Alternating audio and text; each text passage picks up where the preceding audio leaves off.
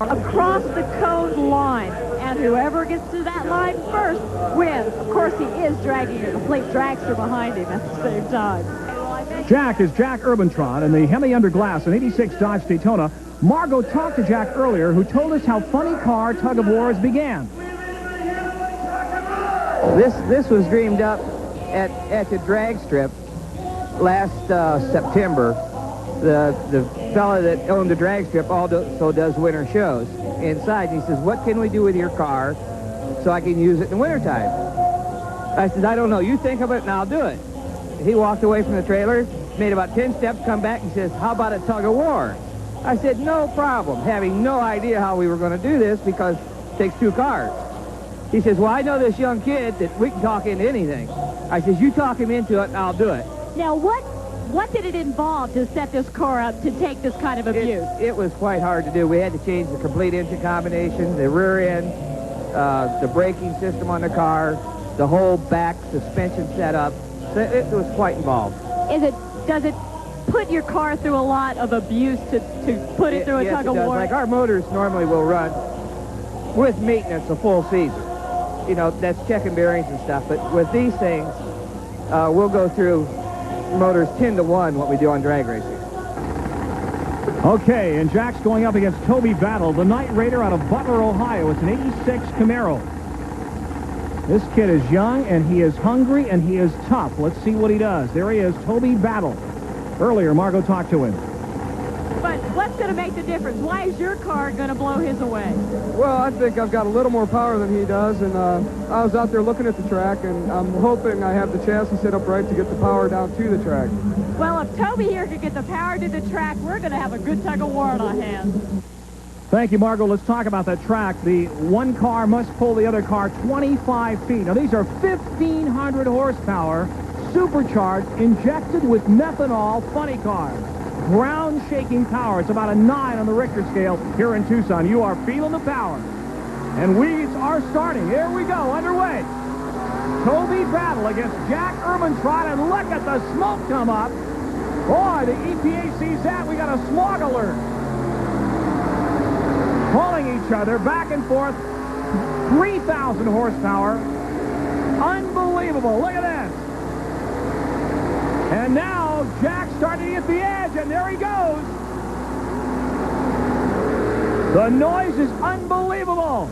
The checkered flag comes out, and the winner is Jack Ehrmantraut. Look at this kid. He's happy about that. He can't believe it. So the old man comes back and wins this funny car tug-of-war. Look at that beautiful funny car machine, 1,500 horsepower. He comes over to Toby and says, hey, nice run, kid. There's a fan who comes prepared for the loud noise.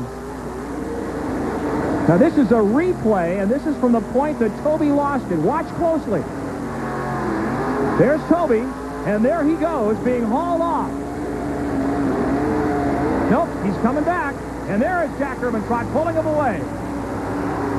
And that's it for Toby Battle in the Night Raider. We'll be back for the tractor tire class, so don't go away from the Tucson Community Center. Over 44-inch tractor tire class coming up now.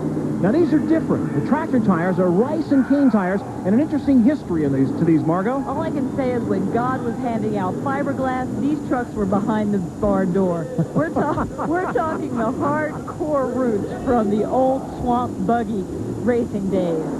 They use actual cane or cultivation-type tires.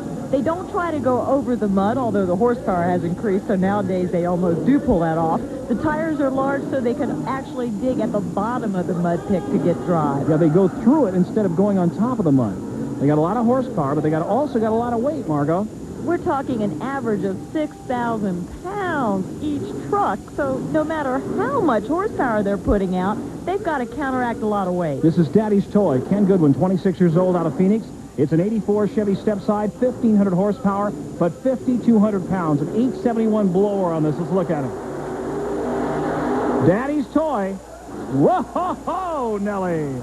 He slams on the binders there and almost goes on his nose.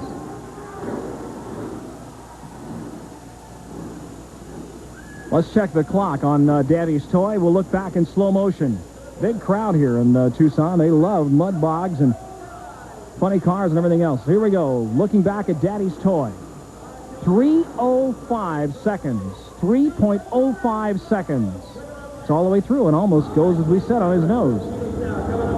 This is the Orange Blossom Specialty. Ken Seaburns, 52 years old, a 74 Chevy, 427 Chevy engine.